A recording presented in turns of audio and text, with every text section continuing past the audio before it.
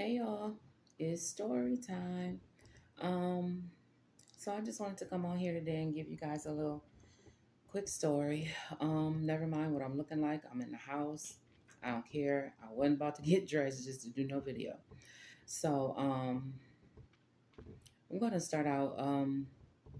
This was years ago. I was just a little girl, maybe 11 years old, 10 or 11, something like that.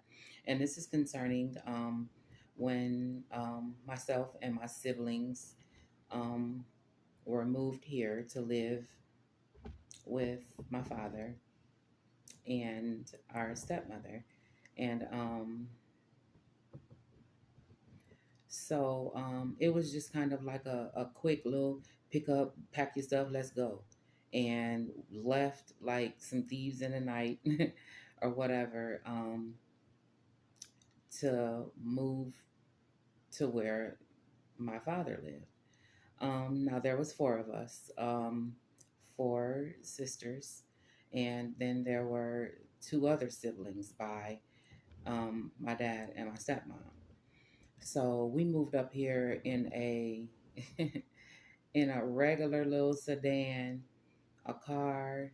I don't think it's anything wrong with mentioning the car. It was a Lincoln Continental, okay? And this was way back in the 80s, so it wasn't like it was a newer one. So we were piled up in this thing. Now you gotta account for it. It's six kids and two adults and a whole bunch of luggage and stuff. So, however, I don't know how we did that, but we did it. We all squeezed up in that car and it was a mess. We was piled on top of each other. And this was a long ride we had to go. This wasn't nothing, like around the corner. We were moving a very long distance. So we're in this car. One of the siblings um, says they're hungry and they want some chicken nuggets from McDonald's, a very specific request. So parents, go out of their way to make the stop at McDonald's. Now, like I mentioned before, it's a car full of kids. It's six kids in the car.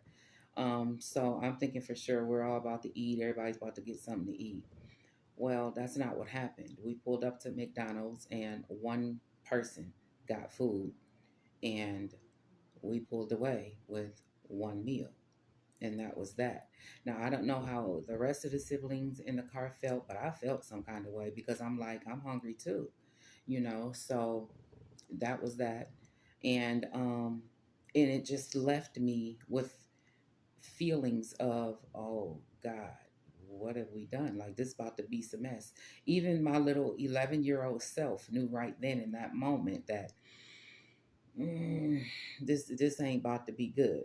So we get to our destination or whatever, and I'm fast forwarding this story a whole lot. So just like I thought, it was a bunch of mess. Like it was complete total and utter chaos in the house, and eventually two of the siblings wound up moving back to where we were from, which left two of us and the other two. And fast forwarding some more, the mess continued, the chaos continued. Um, the one sibling was basically kicked out. If I was 11 or 12, I was 11, so she had to be maybe 13. So she was kicked out and pretty much was told, you're going to have to go live with your mother, your biological mother. And she lived in um, Baltimore, Maryland at that time. So why she just wasn't sent back to where we came from, I don't know. And so that happened, and now it's just me with the other siblings, the other half of the siblings. And at this point, one of the other ones had already moved out, was gone, and it just left me and another sibling. And so once my sister from same mom same dad had left, And at that time, she was my favorite sister. So of course, like, no, I want to go too. I don't want to be here no more. So that was the plan. Once school was out, I was gonna go. I was gonna be sent to Maryland as well. So school let out. Right. The date is approaching where I'm supposed to be going there, and parents had sat me down and was saying, well, this sibling is going to miss you so much. If you leave, it's just going to tear her up. And the whole conversation was all about her and how she felt, and how